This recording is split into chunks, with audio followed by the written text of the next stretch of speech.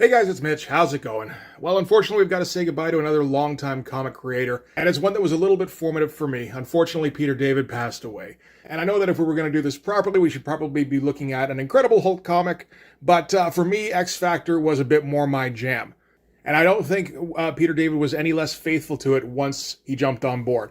So we're taking a look today at X Factor number 71. So just before we get into it, if you enjoy the channel, and if you feel like helping out, in the description there's a link to my Patreon. Subscribe there, that'll give you early access to everything I do, from the Blood Force comics to the YouTube videos before they get uploaded to YouTube.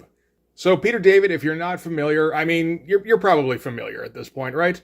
Got his start at Marvel on Spectacular Spider-Man with the whole Death of Jean DeWolf storyline. You know, plugged away for a few years producing solid work until he managed to get a hold of the Incredible Hulk comic book. And once he got his teeth sunk in on that, he wasn't letting go. Started by completely changing up the character, introducing the Grey Hulk, reintroducing, kind of, making him a little bit more like the original version, although with a more clear idea of what, the writer wanted to do with him.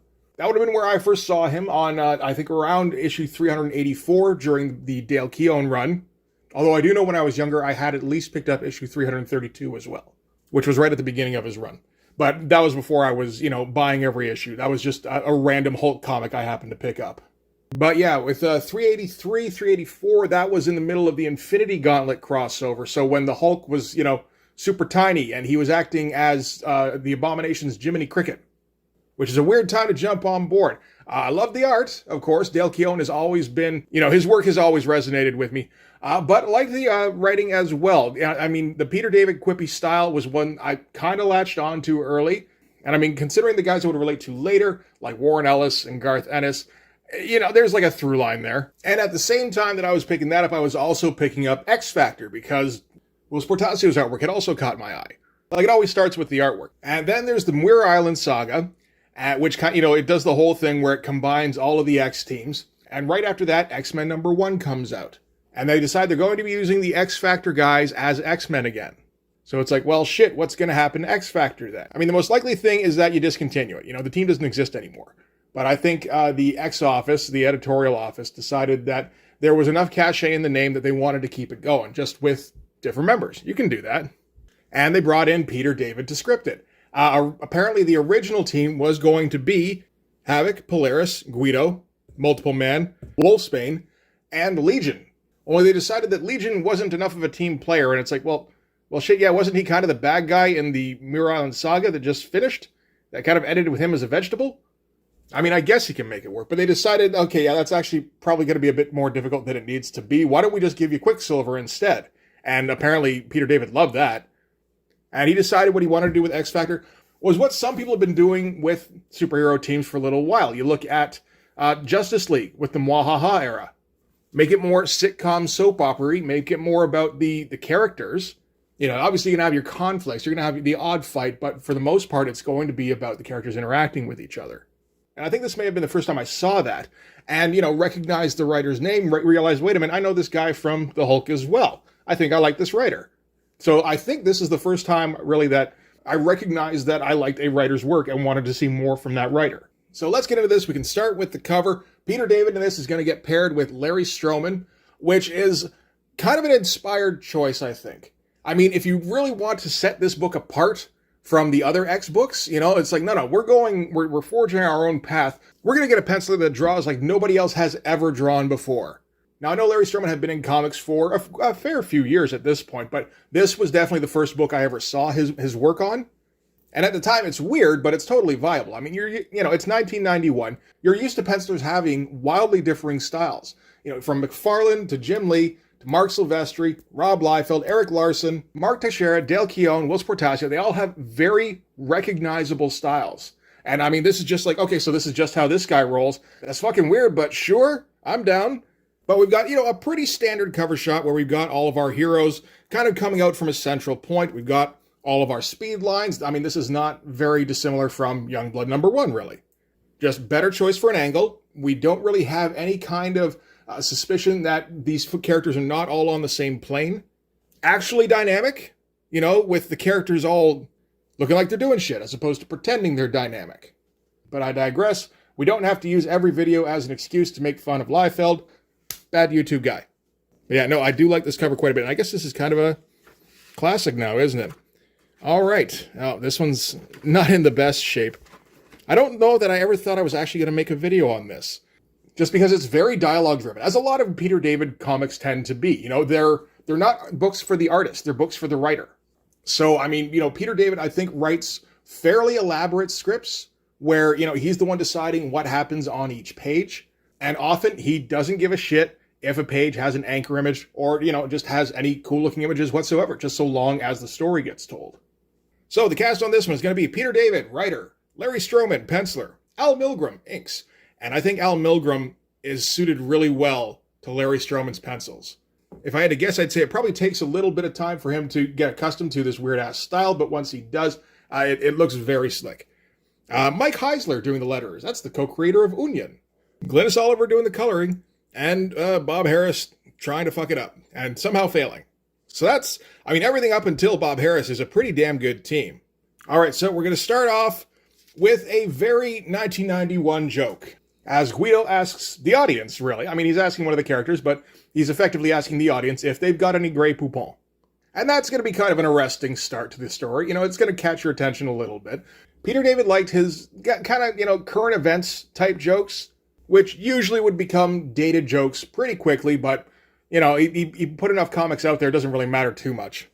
So we're going to find out that the person Guido's talking to in this case is Polaris. I mean, shit, I haven't seen Polaris since Inferno, really, when she was still Malice, at least until the end of that. I know she does pop up a little later when she's got the weird super strength shit going on. But yeah, I don't think Polaris has been around a whole lot in between, you know, when she was Malice and this particular issue.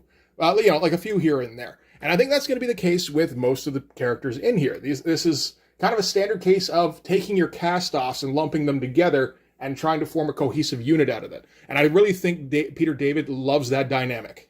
Like, everybody's going to be quippy in this comic, and each character's kind of going to have a very specific role that they need to play, and that Peter David has thought of in advance, which is very nice. Peter David had a tendency to come up with pretty good characters when he had a chance to do that.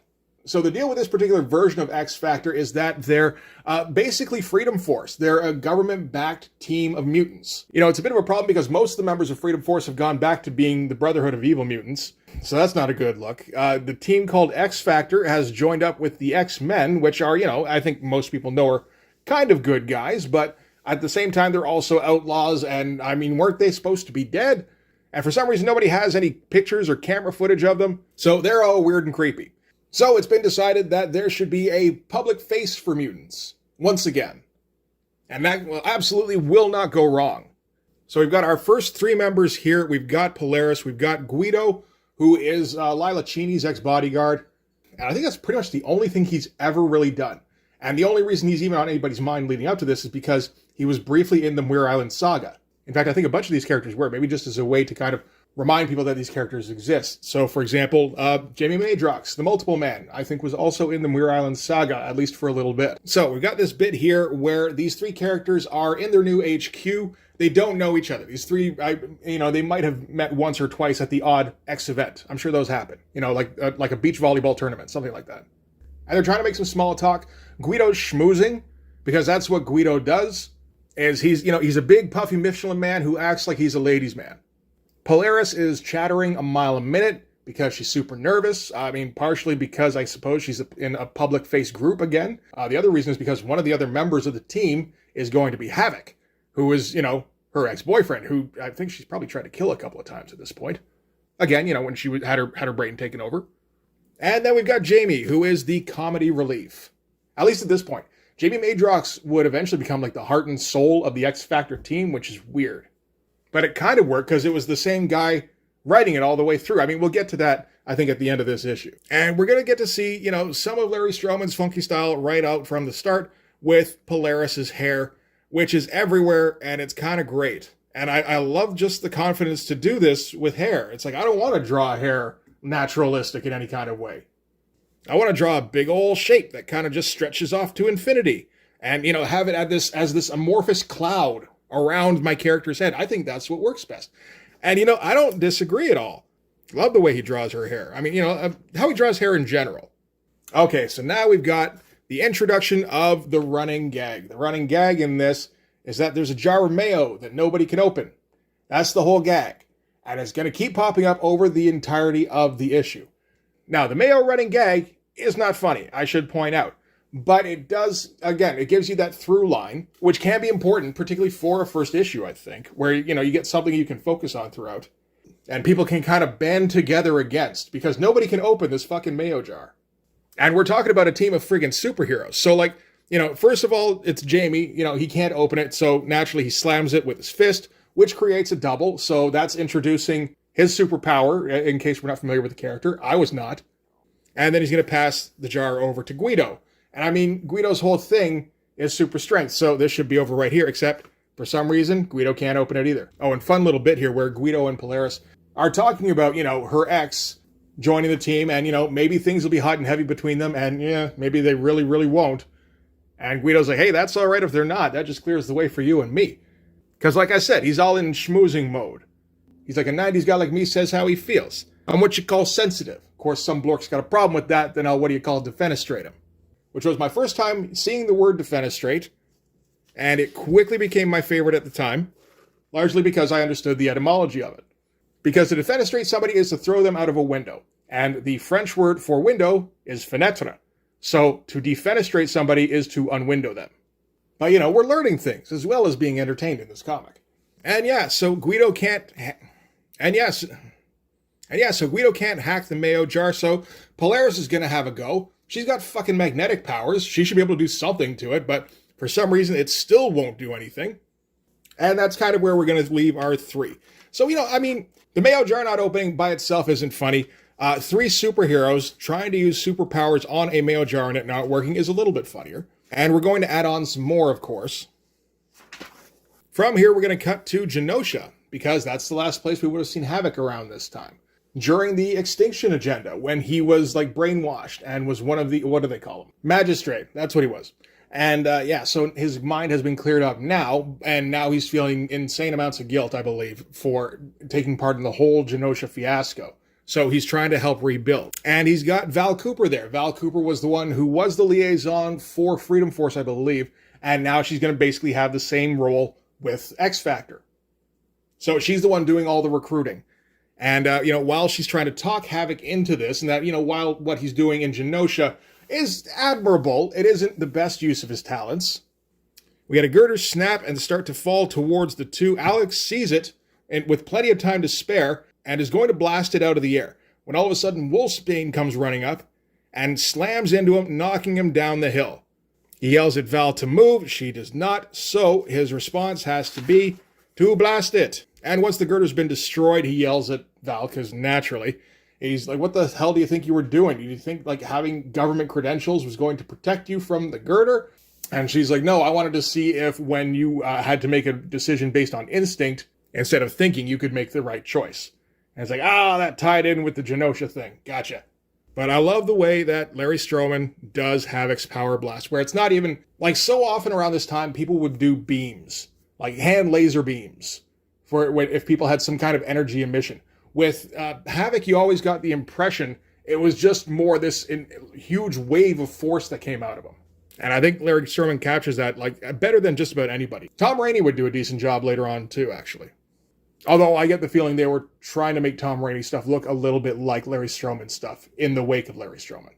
Anyway, from there, we're going to cut to Washington, D.C., where Quicksilver is arriving on the scene. And he's looking for the headquarters of X Factor. He's heard that they're building a new team.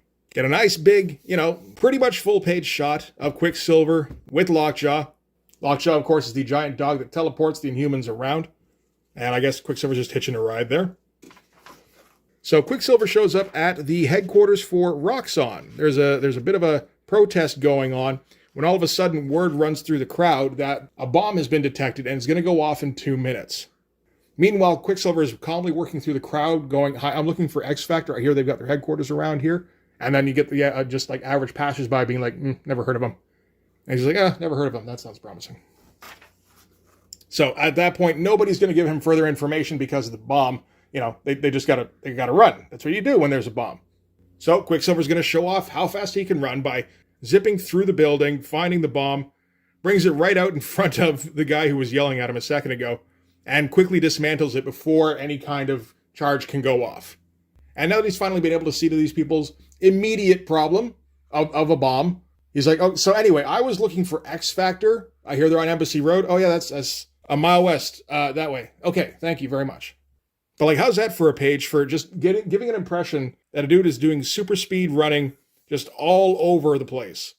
Get a shot of some passersby just standing frozen in place while shit zooms past them. Then he's going the other way. Then he's all through the building. There's multiple versions of him.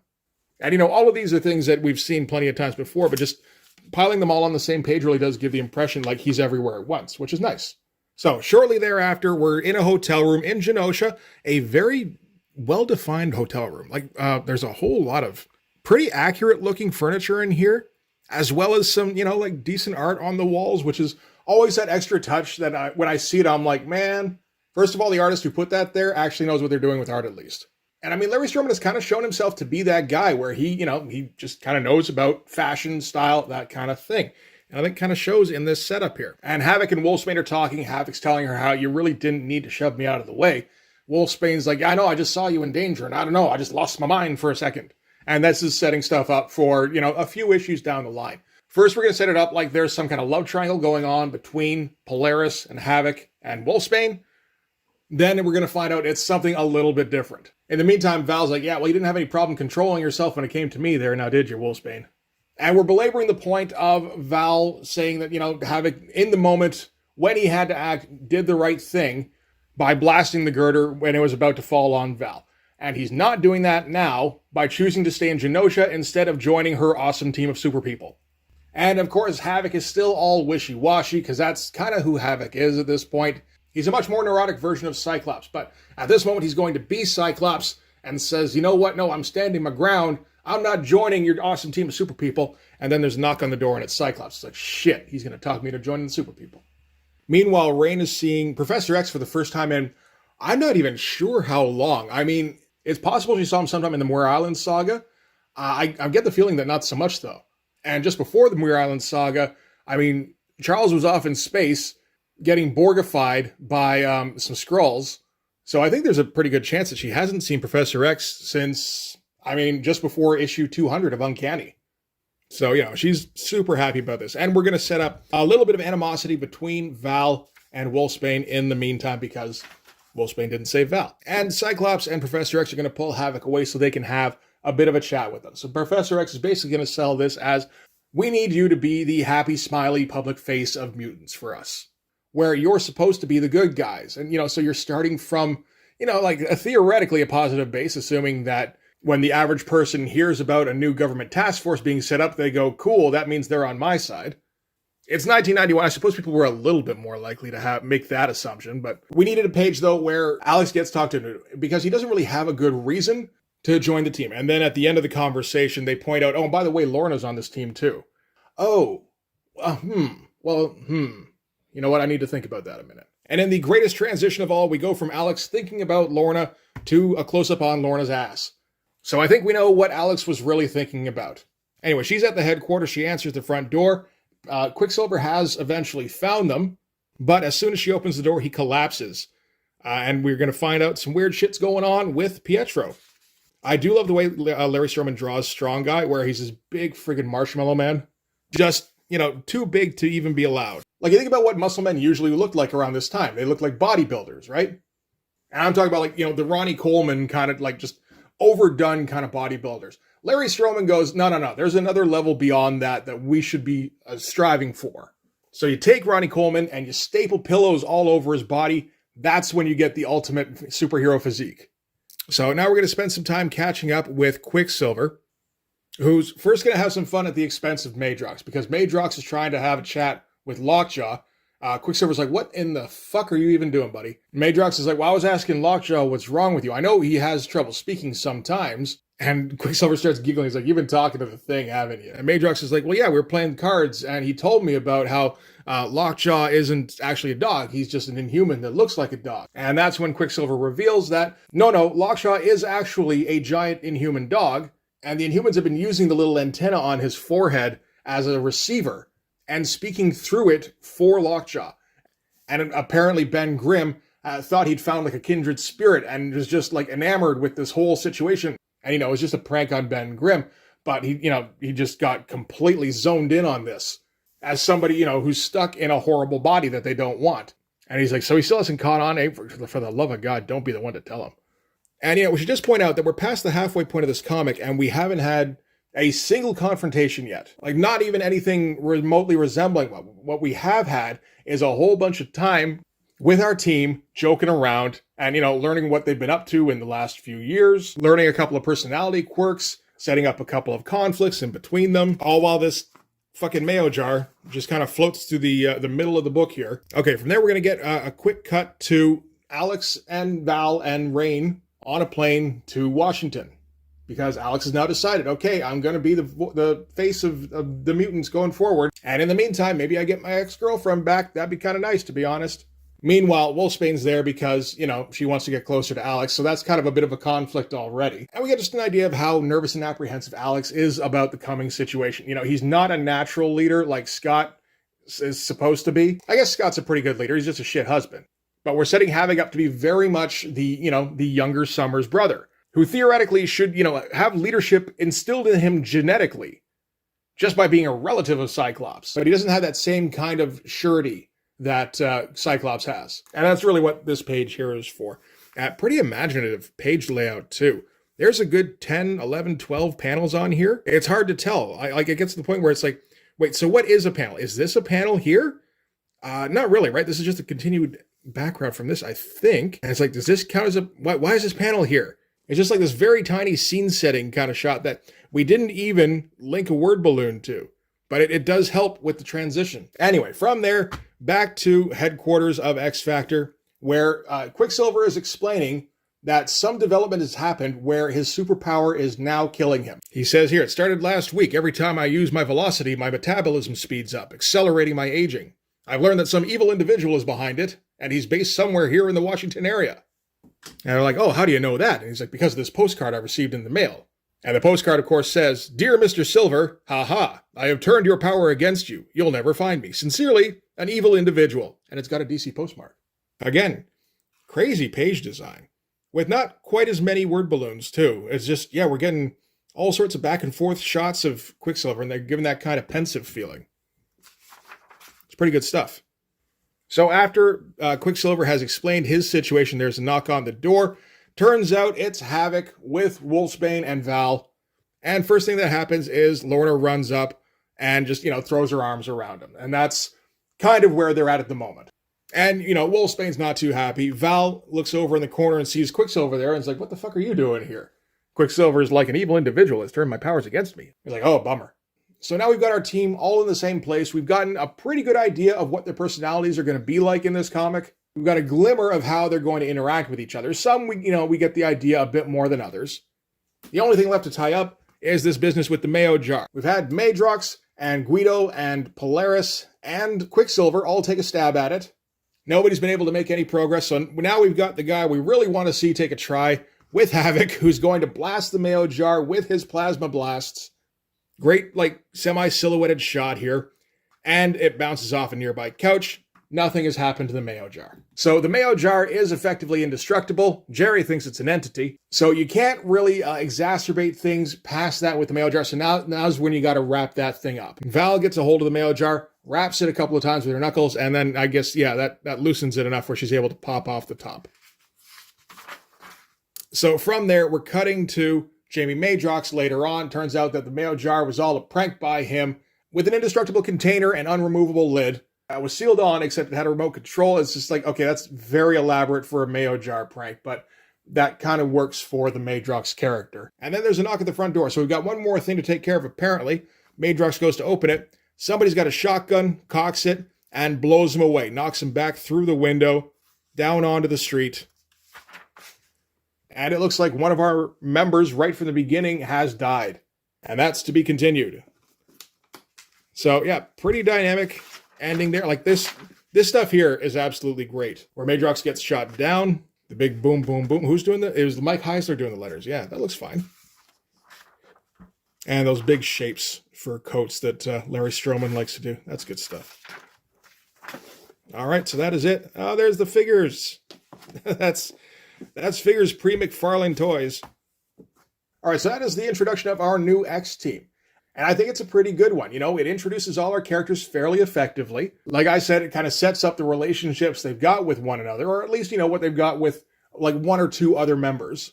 Set up some conflicts between a couple of them. We've got all sorts of storylines to follow up on, such as the relationship between Havoc and Polaris. We've got the relationship between Havoc and Wolfsbane. We've got whatever's going on with Quicksilver and his metabolism. And we've got the mystery of who killed Jamie Madrox and why. All without a single punch thrown, surprisingly. And I think maybe the most important thing that the book managed to do was it managed to make the characters likable.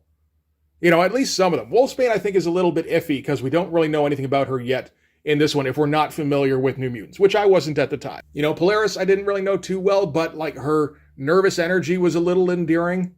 Same with Havoc not being completely comfortable in the role of being a leader, like having that thrust upon him. And Quicksilver and Madrox and Guido were all kind of funny, but different kinds of funny, which I appreciated. So I read this comic until Peter David stopped writing it, which was right after the Executioner's song. You know, the first comic that showed up with Scott Lobdell listed as the writer instead of Peter David, I was out. I was like, yeah, no, I've seen what Scott Lobdell can do.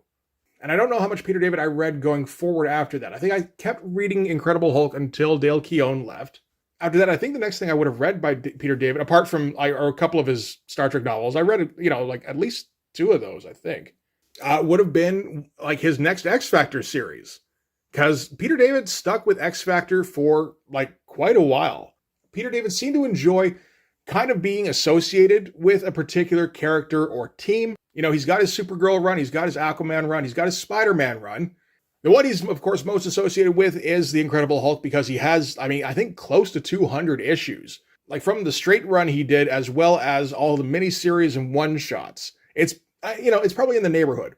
But in addition to that, I mean, he wrote, I think, pretty close to 100 issues of X Factor in at least 3 different iterations. And I think I read pretty much all of them. I mean, there's this version here, which I read all of. There's the reboot that was done around 2005.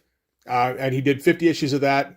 You know, went and did something else for a few years and then came back and did the last 60 issues. That one was led by Madrox, and that was a pretty good run. And then there was also a third version that was led by Polaris, that had Gambit on it for some reason.